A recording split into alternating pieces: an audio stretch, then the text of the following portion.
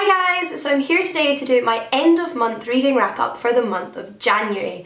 So the past few months I have been doing mid-month wrap ups, which I could have done in January if it weren't for just being hectically busy. I'm sure it's the same for lots of people, but January has just been go go go for me. Lots going on. So I haven't had as much chance to just generally sit down and film as much as I'd like to, which meant I didn't get a chance to film my mid-month wrap-up, so I do have a fair few books to review in this video, which means I probably shouldn't spend so much time introducing it.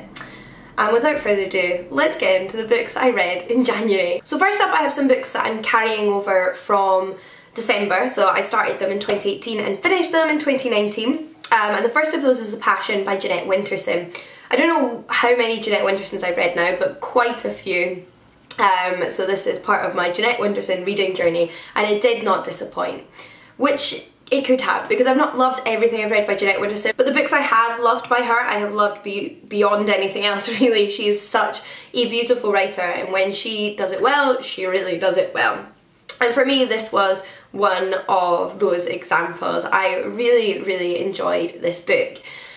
It is very surreal, very heavy on the magic realism, what I guess would fall into sort of the literary and magical realism genres. So if you hate that kind of writing, then maybe it's not for you, but if you do, it's an excellent example of that.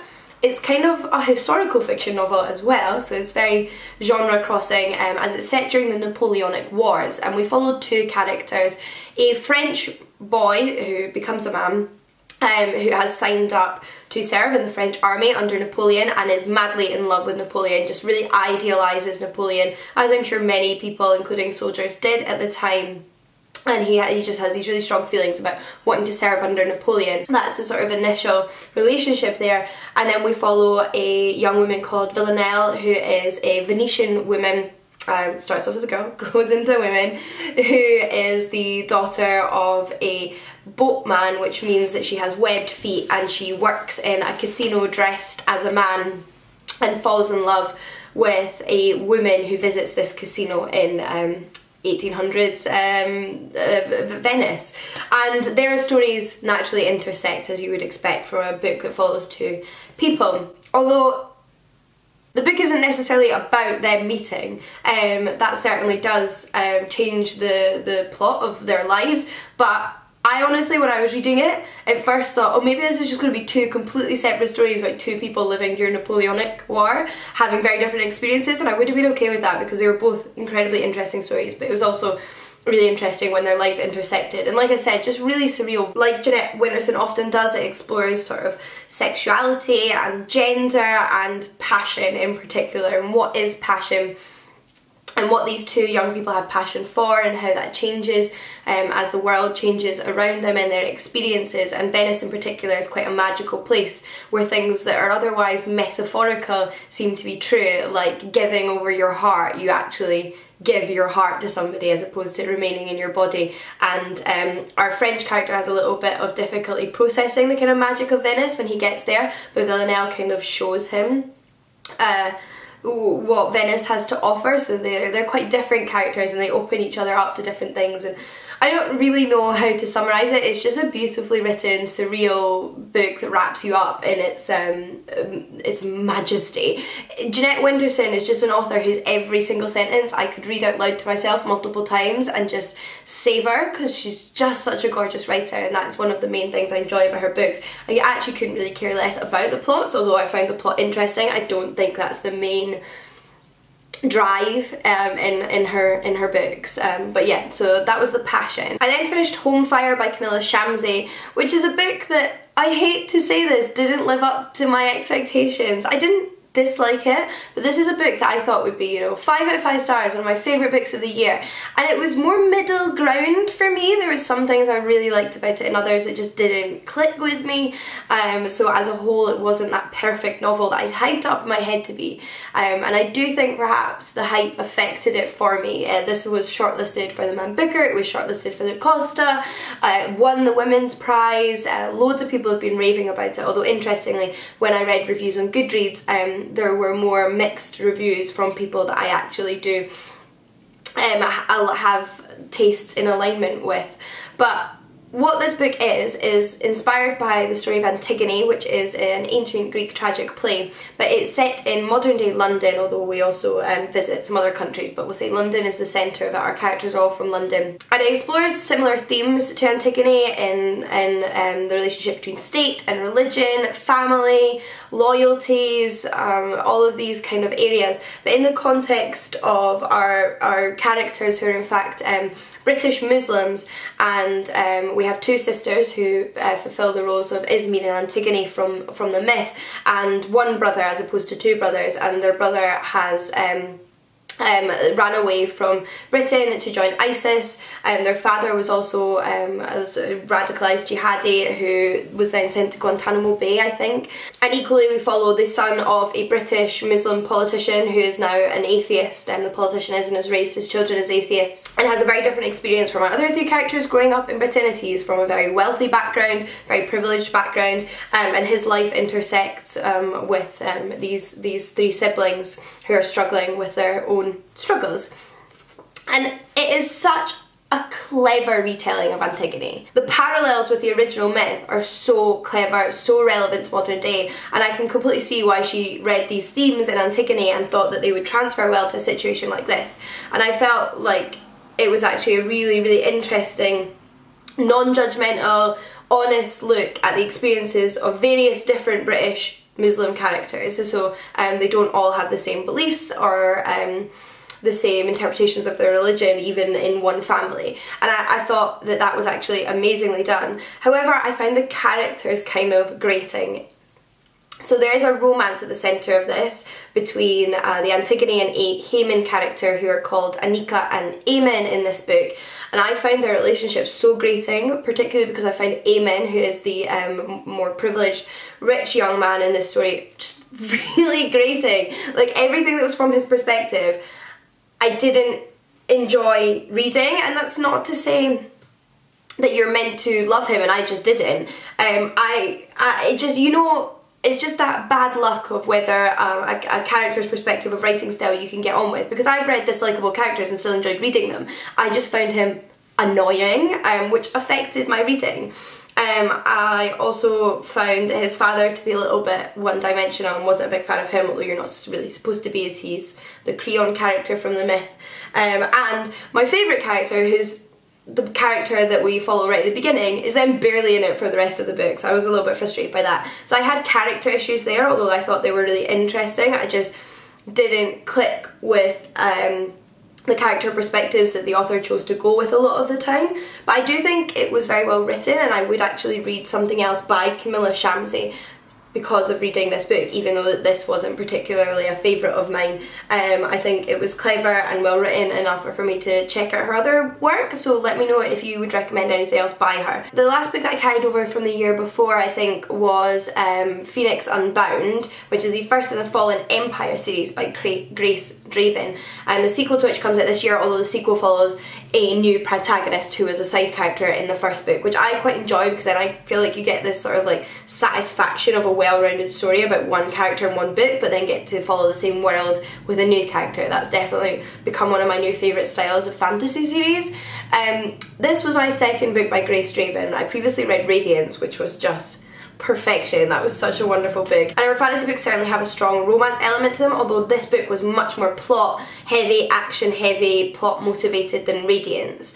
And there was so much I loved about this book, and I still give it 4 stars, but I also had some slight issues with it. There is a real power imbalance between the two central characters who become the love interest to one another. Like, it's a really unequal relationship from the beginning. Although we do see them develop as characters and their relationship develop, and it never feels forced or forceful. It took me a while to root for them because of the way that their relationship began. Now, we are following two characters, a young woman who is a fire priestess. She can control fire, and she lives in this kingdom where every year young women are, or I don't know if it's age specific actually, but women are sacrificed to the gods in this massive bonfire. So every year her village send her to be sacrificed because she's able to survive the sacrifice and come back and do it again, so they're not having to actually kill their female members of their village. And then we have our male protagonist, who is a gladiator slave. So he's been enslaved by this empire. I think I called it a kingdom, but it's an empire. By this empire, and has to serve as a gladiator. And he has noticed this fire witch and what she has been up to, and he sees an opportunity to escape his slavery by forcing her to help him, which is where the sort of power inequality comes from. And I mean, I did get it. I mean, like, if you have been through what this guy had been through, it was traumatizing, and there is a quite explicit rape of this character near the beginning of the book, FYI. He is abused by the people that are his captors, and obviously he wants to escape, so he sees an opportunity to escape. But it is also then difficult to read about them because of that unequal power dynamic. But I do think it's actually handled quite well as it progresses, just FYI. So he gets her to help him escape. And that leads to our story and following their adventure. And this is it. I felt a bit uncomfortable at the beginning, but as it unfolded, I really grew to love both characters and root for their relationship and be invested in their relationship, and also the wider political machinations of the world that they lived in. And I can't wait to see what happens next, because there was like lots of political change in that first book that's going to affect the sequel that I'm really excited to come out and read about. But like I said, it is dark and it does include a lot of violence and sexual violence, so FYI, heads up for that. But I think it's actually handled really, really well. And I think it's not a book that shies away from the repercussions of sexual violence.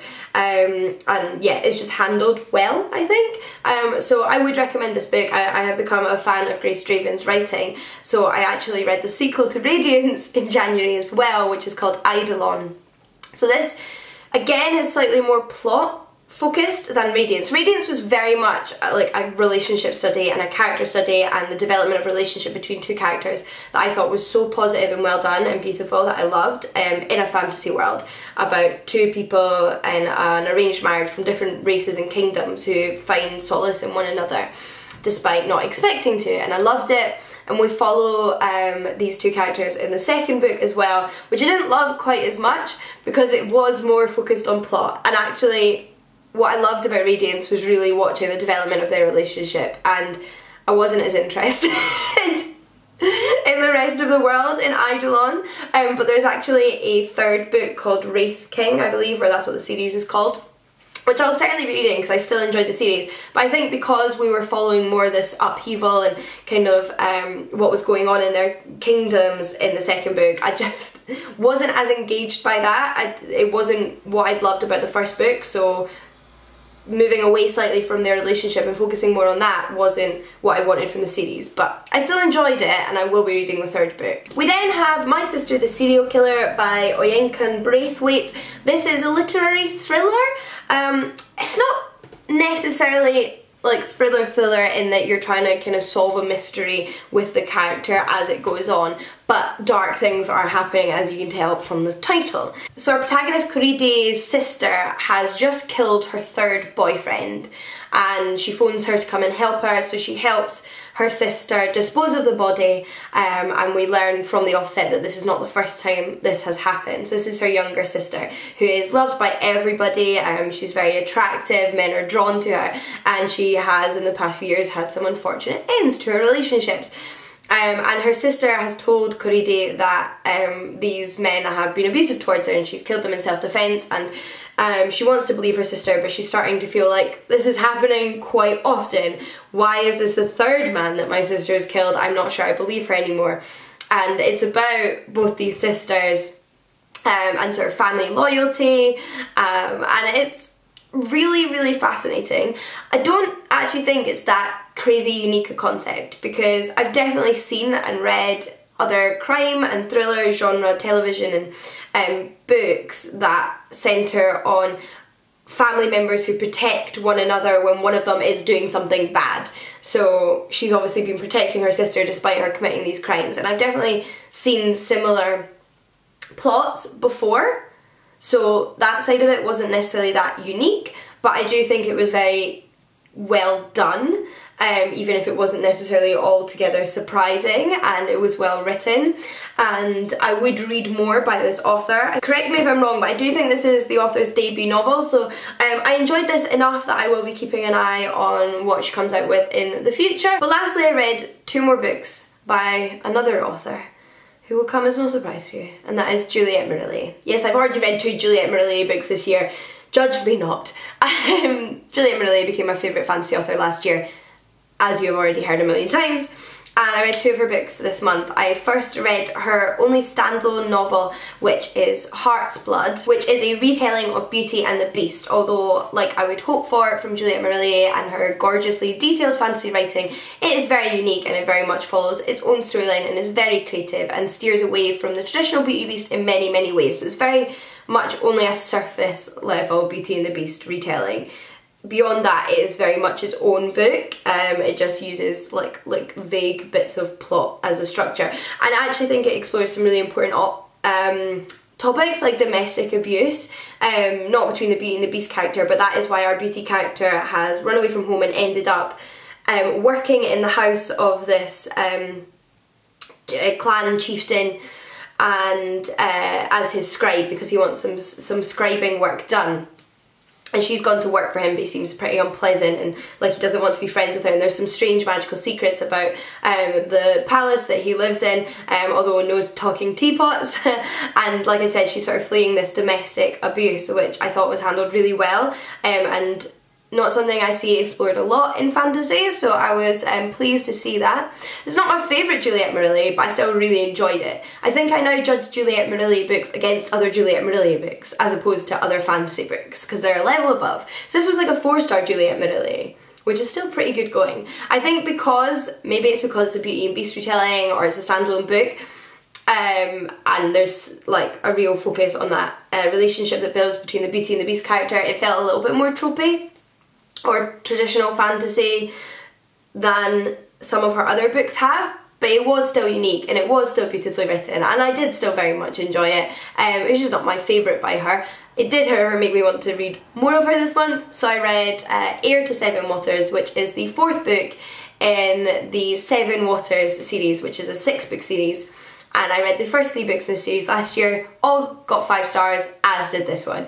This fantasy series is honestly one of my favourite fantasy series of all time, one of my favourite series of all time now, and every book just manages to take my breath away. Like, I think she can't do it again, and yet she does, and I'm going to be so sad once I have finished all 6 books. I was trying to put off reading book 4 to kind of draw it out, but I couldn't resist, and I loved it. This follows another female member of the Seven Waters family, so each story is its own like full narrative, because it follows different female members of this family over generations in medieval Ireland, and we follow a new character. I don't really want to say anything about the plot because that might like ruin little bits about the earlier plots, but this one has like a real focus on the Fae world and an interaction with the Fae, even perhaps more so than some of the other books in the series, but I just loved it. I don't know how she does it, but these Seven Water books are just so detailed, slow, which I love, slow paced but never boring. Like she just paints such a vivid image of this very rural medieval Irish setting. I love the characters and how their relationships develop with one another, and I just love them. Like, is it not clear yet? I adore them, and this was my first 5-star book of the year. But those are all the books I read in January. I would love to hear your thoughts on any of them if you have any. I know this video is probably being quite long, but I read a few books and they were all quite different books. So do let me know your thoughts, and also let me know what the best book you have read so far this year has. You know what mine was. But until next time, happy reading, and I'll see you all again soon. Bye guys!